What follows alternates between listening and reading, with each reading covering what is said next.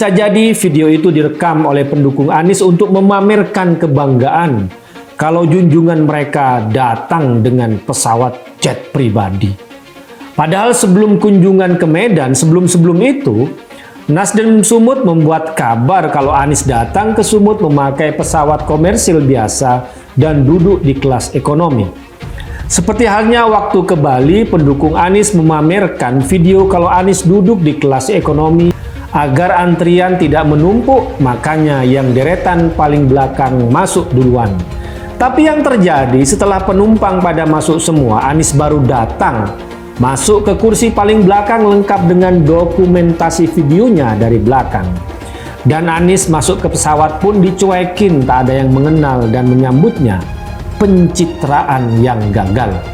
Dan kemunafikan Anies pun terbongkar di Sumatera Barat.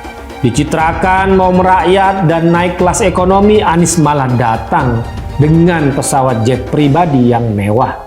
Sekarang zaman canggih, ada aplikasi yang bisa merekam perjalanan sebuah pesawat.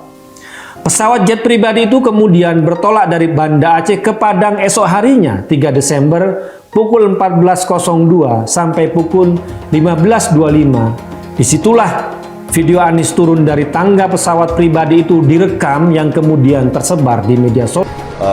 Hadir langsung Pak AHY ya dengan sekjennya, dengan petinggi Partai Demokrat, lalu Pak Salim Assegaf Al-Jufri dengan Presiden PKS Pak Saidu, Pak Sohibul Imam, ada Pak Muzamil dan beberapa petinggi PKS lainnya.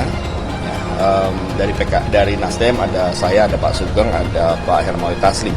Ya, pertemuan itu lebih kepada pertemuan yang ingin menyampaikan ya dukungan dan simpati kepada Partai Nasdem ya, sekaligus juga membicarakan langkah-langkah yang akan dilakukan oleh koalisi ya.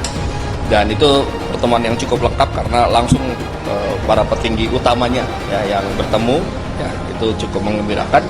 Kita bertemu dengan suasana yang sangat akrab ya, dengan semangat kekeluargaan ya, ini untuk menunjukkan bahwa memang koalisi ini masih sangat solid dan kita tentu siap untuk melanjutkan langkah-langkah berikutnya. Guntur Romli sindir koalisi perubahan bertemu di pulau dengan pesawat pribadi. Netizen setidaknya tidak pakai uang pajak rakyat. Dikutip dari fajar.co.id Jakarta, Ketua Umum Ganjarian Spartan Guntur Romli menyindir pertemuan koalisi perubahan di pulau pribadi milik Surya Paloh di Kepulauan Seribu, Jakarta. Apalagi, kata dia, para rombongan naik pesawat pribadi, keluyuran naik pesawat pribadi, persamuhan di pulau pribadi, kata Guntur Romli Kamis 1 Juni 2023. Di sisi lain, kader Partai Solidaritas Indonesia PSI ini menyebut koalisi perubahan karena mengaku anti oligarki namun memamerkan kemewahan. Terus teriak paling kencang anti oligarki, inilah tanda munafik sejati, tandasnya.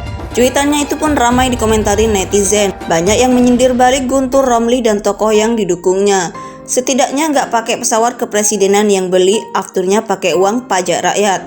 Apalagi ngumpul di istana yang dibangun dengan tetes keringat dan darah rakyat demi ambisi melanggengkan dan meneruskan kekuasaan. Tulis akun _DJ. Dulu Jokowi waktu nyapres juga pakai pesawat pribadi punya SP. Kenapa sekarang lu sewot? Apa karena bukan kamu yang diajak? Balas akun _mat. Itu pulau punya Surya Paloh. Masalahnya apa? Bacotin tuh istana dipakai cawe-cawe politik. Dasar PA lu romlah, ucap lainnya. Pesawat dan pulau milik pribadi bukan dari oligarki asing. Ternyata ada yang panik, tambah netizen lainnya. Keluyuran menggalak kewajiban di kampung sendiri, datang menyapa ke provinsi lain, lupa rakyat sendiri. Pergi menggunakan fasilitas negara buat kampanye, terus masih dibilang amanah. Muka lu tembok beton, kritik akun _agi. Diketahui pertemuan yang berlangsung pada 26 Mei 2023 lalu itu dihadiri Surya Paloh selaku tuan rumah, Ketua Umum Partai Demokrat Agus Harimurti Yudhoyono dan Presiden PKS Ahmad Syaihu. Dalam pertemuan kali dibahas terkait Cawapres Anies hingga Menteri Komunikasi dan Informatika Johnny G. Plate ditetapkan sebagai tersangka kasus dugaan korupsi proyek penyediaan infrastruktur BTS 4G beserta infrastruktur pendukung lainnya.